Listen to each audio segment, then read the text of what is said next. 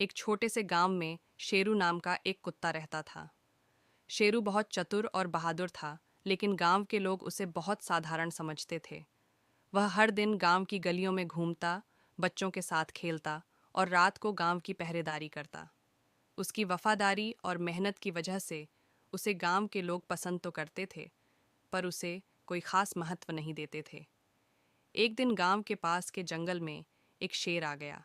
गांव के लोग डर गए, क्योंकि शेर ने गांव के मवेशियों पर हमला करना शुरू कर दिया था। गांव के सभी लोग मिलकर शेर को भगाने का उपाय सोचने लगे, लेकिन किसी को समझ नहीं आ रहा था कि क्या किया जाए। शेर बड़ा और ताकतवर था, इसलिए उससे लड़ने का साहस किसी में नहीं था। तभी शेरू ने यह देखा और सोचा, अगर मैं गांव के लिए कुछ नहीं कर पाया तो मेरी वफादारी का क्या मतलब। उसने चुपचाप गांव के बाहरी हिस्से में जाकर शेर का पीछा किया। शेरू ने शेर का ध्यान भटकाने की योजना बनाई। वह जोर जोर से भौंकने लगा और शेर का ध्यान अपनी ओर खींचा। शेर शेरू की ओर दौड़ा, लेकिन शेरू तेजी से गांव की ओर भागा। उसने शेर को गांव से दूर ले जाने का रास्ता चुना। धीरे धीरे शेरू ने शेर को एक गहरे जंगल में पहुंचा दिया। वहां पहुंचते ही शेरू ने बड़ी चालाकी से शेर को उलझा दिया और खुद गांव की ओर वापस भागा। शेर शेरू को पकड़ नहीं सका और जंगल में खो गया।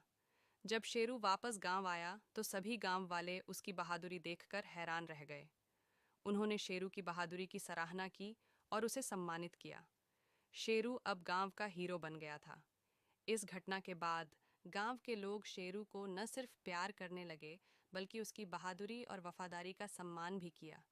शेरू ने यह साबित कर दिया कि सच्ची बहादुरी किसी भी बड़ी ताकत से बड़ी होती है।